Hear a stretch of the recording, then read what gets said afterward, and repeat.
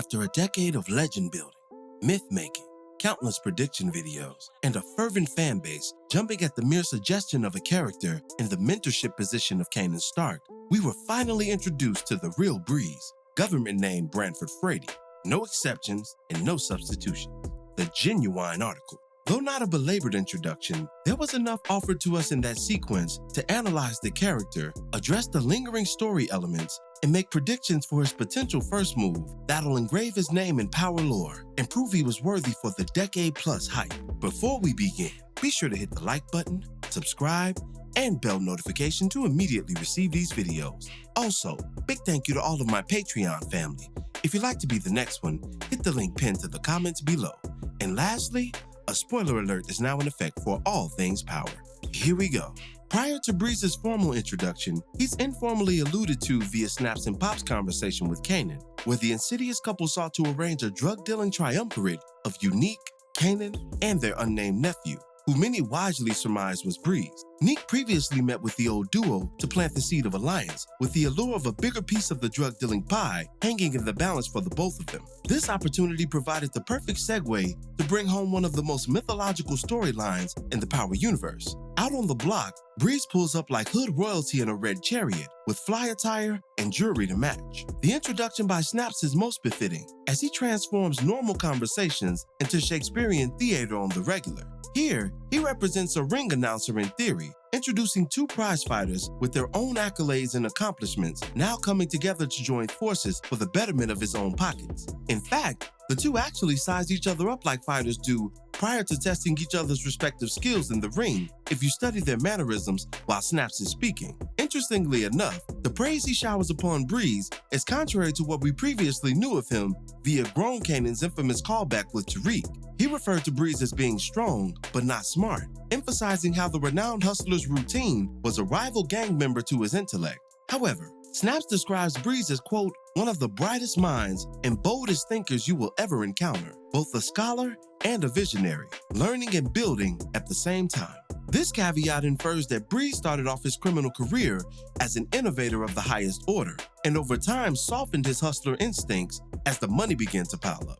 Breeze buffers this point with his next line during the exchange. Snaps and Pops say you just like me, all about your business. We agree on that, we agree on everything. After seemingly taking an early liking to Kanan and his acumen, Breeze inquires about the other nigga, i.e. Unique, who was surprisingly missing from this impromptu meeting of the minds. Pop cryptically replies with, Unique most definitely down with this crime, plus he got the Italian connects, so we gon' need him, with Snaps finishing with, at least in the short term. Notice the look of shock and bewilderment that overtakes Kanan's facial expression. This provides us with possible insight into the events of next season, which will be the final one of Raising Kanan, and will lead us into the forthcoming Power Origins series thereafter. Kanan's expression conveys an initial distrust as much as it does surprise. What do you mean we'll need him in the short term? Do y'all plan on taking him out? This seems to be Kanan's thoughts, and they're likely not far-fetched. Keep in mind, Unique is not present at this meeting for a reason. If Snaps and Pop intended for him to be there, he would be there.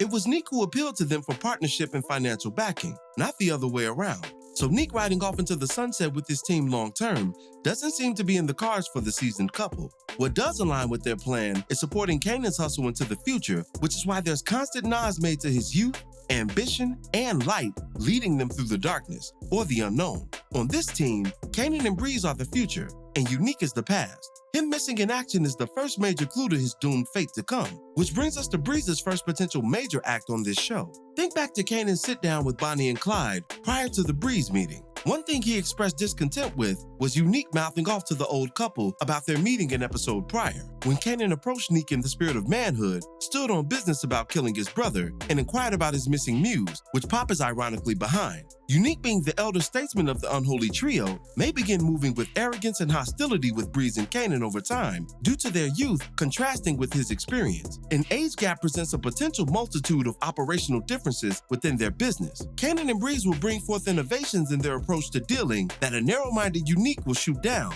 disrespect, and utterly disregard in the spirit of pride and authority, yearning to be the star player of the team in spite of his talented young gunners, a la Kyrie Irving to a young Jason Tatum and Jaylen Brown. Thus, I can see a scenario where Breeze and Kanan conspire to kill Unique, simultaneously giving birth to Snaps and Pop's quote on Neek's limited usefulness in their own regime controlled by their own standards. But that conspiracy doesn't stop at just Unique, as Snaps and Pop will be the final pillar of old, standing in the way of all things new. As much as Snaps and Pop are helping Kanan, they've also amassed plenty of grievances with him. Grievances unknown, but still grievances all the same. It was Snaps and Pop that put the hit out on Famous, ending in the brutal murder of Kanan's best friend. Also, in an effort to protect their investment and future hustler of the century, they kidnapped Kanan's voice of reason, Crystal, and murdered her in cold blood after several days of torture, starvation, and God only knows what else. Kanan then transferred the debt of these lives onto his mother, and until we hear something different, likely shot her down in a fit of wrath, as depicted in the Season 4 finale. This hodgepodge of death and destruction won't go unanswered when the truth is finally revealed. And there may come a time when Kanan and Breeze not only take out Unique, but Snaps and Pop as well. Where Neek is distrustful due to his loose cannon potential, Snaps and Pop are distrustful due to their mounting deceptions and greed potential. No man works for hours on end and wants to pay a percentage to a third party, at least not willingly. The team that Snaps and Pop have set forth will possibly be their undoing as the truth begins to surface and become compounded by the ill will created by their past transgressions against Kanan. We know that Breeze and Kanan represent the future, and Unique, Snaps, Pop, and Rock are all pillars of the past. One of those pillars has been seemingly eliminated by Kanan already. Breeze's first act of glory will be his role in eliminating some of the others, which I predict will be Unique. Though taking a liking to Kanan, I don't think Breeze will vibe equally as well with Unique. They may end up being too much alike, and one will certainly have to go. So we may witness a story where Kanan and Breeze solidify their drug-dealing venture by fully eradicating all members of the old South Jamaica Queens drug trade in their own image, likeness, and under their sole control. But that will do it for this one. What are your thoughts on Breeze's introduction, and how will it affect the final season of Raising Kanan? Be sure to drop me your opinions in the comments below. As always, I thank you for watching today's video. If you liked today's video, go ahead and drop $1 on that Cash App for us, hit the like button, share it with your friends who are Power fans, and subscribe for more content such as this. This is Rudy P. Magic of Rudy P. Magic Beats, and have a blessed one until the next one. Peace, y'all.